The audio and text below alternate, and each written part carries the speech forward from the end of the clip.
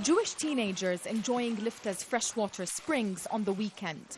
But this is the most action you'll see in the last deserted Palestinian village still standing in modern-day Israel.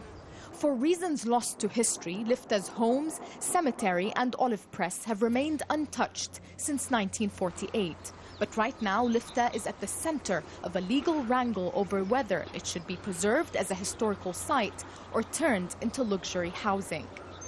Yaqub Ode from Lifta is among the hundreds of thousands of Palestinians who, in the fight leading up to Israel's declaration of independence 63 years ago, either fled or were expelled, never to return again.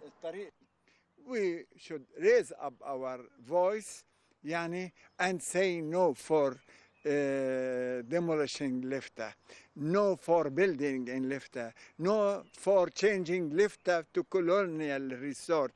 Because by this way, Israel will destroy our memory, will destroy our history.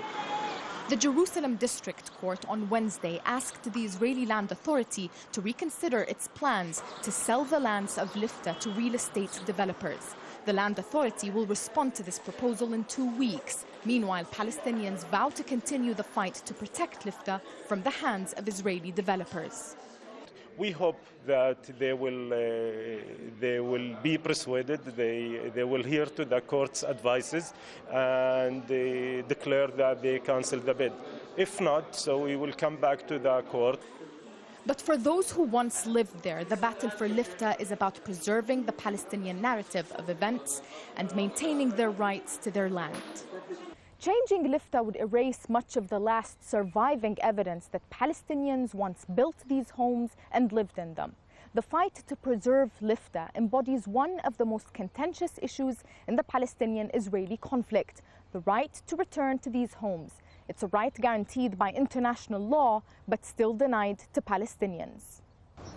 Israel is concerned that allowing Palestinians to come back here would set a precedent for other refugees to return to their ancestral homes inside Israel, and that the Israeli government believes would undermine it as a Jewish state. Nisreen El-Shamayleh, Al Jazeera, Lifta.